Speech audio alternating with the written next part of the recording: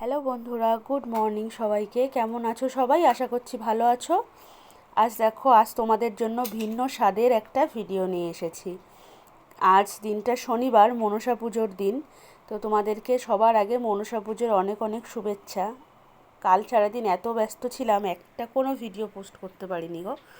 ওই জন্য সকালবেলা আগে বসেছি, ভিডিও এডিট করব, তারপর অন্য কাজ করব, তারপর আবার পুজো দিতে যাব।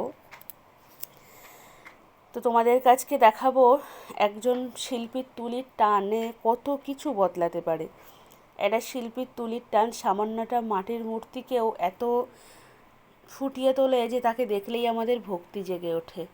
তো সেটাই আজ তোমাদেরকে দেখাবো, একটা শিল্পীর তুলির টান কত কিছু বদলে দিতে পারে। তো আজ তোমরা দুদিন মিলে ভিডিও পাবে, এক হচ্ছে বৃহস্পতিবার আর শুক্রবার। দেখো, এটা হচ্ছে বৃহস্পতিবারের সকাল। তোমাদেরকে আমি একটা শর্ট ভিডিওর মাধ্যমে দেখিয়েছিলাম যে বড়মশাই রঙের কাজে প্রচণ্ড ব্যস্ত। এটা বৃহস্পতিবারের সকাল। দেখো, রং হচ্ছে, পিছনের যে মায়ের যে চালাটা থাকে এখন সেটাই কালারিং হচ্ছে। দেখো, একটা সামান্য মাটির জিনিসও রঙের উপরে কত কিছু বদলে যায় না। একজন শিল্পী চাইলে তার তুলির টান দিয়ে কত কিছু বদলে দিতে পারে। তো আমি যখন প্রথম এসেছিলাম, যেন না ভাবতাম কী থেকে কী হয়, কী রং থেকে কী রং হয়। এখন দেখি কি, মানে ধারণা না থাকলে যেটা হয়, আমারও প্রথম সেটাই হতো। কী সুন্দর দেখতাম, একটা রঙের সাথে আর একটা রঙ মিশে অন্যরকম রঙ হয়ে যাচ্ছে। এরকম মাঝে মাঝে না অবাক হতাম খুবই, প্রথম এসে যখন দেখতাম। আর প্রথম এসে খুবই হতো যে মাটির কাজ। তোমাদের একটা ভিডিওর মাধ্যমে আমি বলেছিলাম যে আমাদের যখন বিয়ে ঠিক হয়, আমাদের আত্মীয় স্বজনরা অনেক কিছু বলেছিল।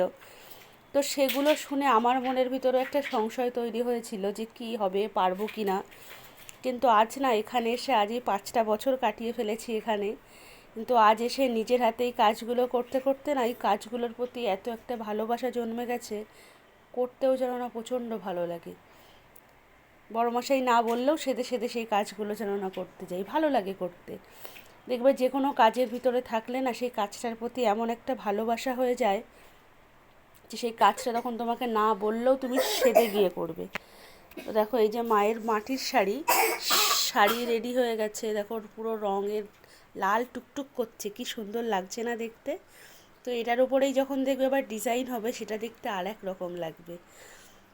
তো চলো, এবার তোমরা যেটা দেখবে সেটা দেখবে শুক্রবার সকালের ভিডিও। তো এই দেখো, মা পুরো রেডি। দেখো, সেই শাড়িটার ওপরে কী সুন্দর ছবি এঁকে।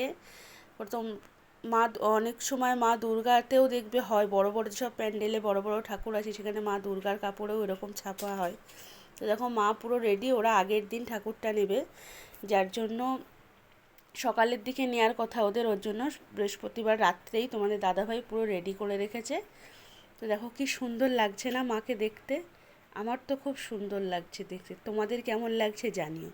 আর ভিডিওটা কেমন লাগলো সবাই অবশ্যই কমেন্ট করে বলো, ঠিক আছে?